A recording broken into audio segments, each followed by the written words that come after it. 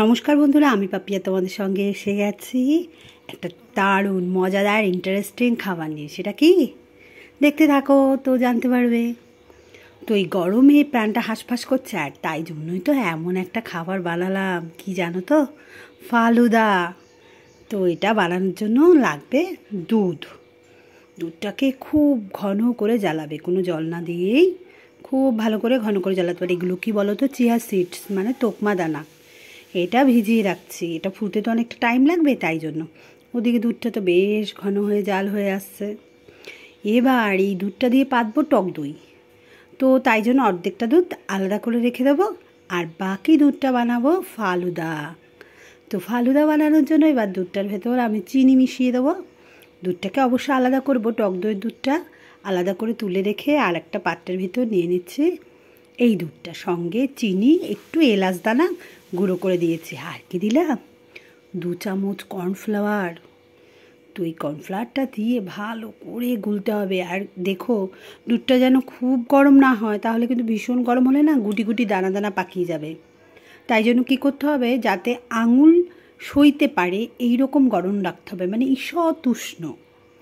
সেই গরম দুধের ভিতর ভালো করে কর্নফ্লাওয়ারটা গুলতে হবে। আর দুধটা কিন্তু খুব ঘন করে জ্বালাবে, যাতে একটু ক্রিমি ক্রিমি টেস্টি ভাব আসে। তো এটা বানানোর পরে না, এটা একটা থকথকে হয়ে যাবে। ব্যাপারটা যত জাল দেবে তত ঘন হবে। তো যখন এটা বেশ মোটামুটি একটা থিকনেস ভাবটা চলে আসবে, তখন গ্যাসটা বন্ধ করে সব আলাদা একটা পাত্রে ফ্রিজে রেখে দিতে হবে। এটা ঠান্ডা হবে তো। আর ওদিকে একটু নুডলস, মানে চাউমিন ভিজিয়ে রেখেছি জলে, সঙ্গে একটু সাবুও ভিজিয়েছি। তো এইবার ওই দুধের পাত্রটা, কড়াই থেকে তো দুধটা আমি ফ্রিজে রেখে দিয়েছি, ওই পাত্রতেই আবার সাবুটা জাল দেওয়া শুরু করেছি। ভিজিয়ে রাখা সাবুটা জাল দিতে দিতে যখন সাবুটা বেশ ফুলে উঠেছে, গ্যাসটা বন্ধ করে দিয়েছি। দিয়ে এবার ওই সাবুটাকে একটা চা ছাঁকা ছাঁকনি দিয়ে ছেঁকে নিয়েছি। এইভাবে দেখেছ কীরকম? তাহলে থকথকে পদার্থটা রয়ে গেল, জলটা বেরিয়ে যাবে, নোংরা টোংরাগুলো সব বেরিয়ে যাবে। তো এবার চা ছাঁকা ছাঁকনির ভিতর এই সাবুটাকে রেখে দিয়েছি। আর এর ভেতর মেশানোর জন্য নিয়ে নিয়েছি তরমুজ, আঙুর ফল। তোমরা চাইলে একটু আপেল কুচিও দিতে পারো, দারুণ টেস্ট হয়। কাজু বাদাম, পেস্তা বাদাম, সেই লেভেলের টেস্ট, কি বলবো। চাইলে কুচিয়ে দিতে পারো, গুঁড়ো করেও দিতে পারো। আমার পরিমাণে কম ছিল বলেই আমি কাজু বাদামটা একটু কুচিয়ে দিয়েছি। তো এবার ফ্রিজ থেকে ওই ঘন থকথকে পদার্থটাকে বের করেছি, করে একটু ভালো করে হাতা দিয়ে বা কোনো কাটা ঠাটা দিয়ে বা গ্রাইন্ডারে একটু ঘুরিয়ে নেবে, ব্যাস। দেখবে ওটা একদম, মানে কি বলবো, লস্যির মতো ঘন হয়ে আসবে।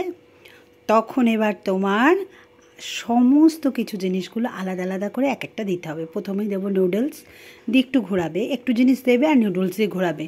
আর দুধটা কিন্তু অবশ্যই চিনি সহযোগে জ্বালিয়েছিলাম। তো এরপরে দেবে ওই চিয়া সিডস ভেজানোটা, সেই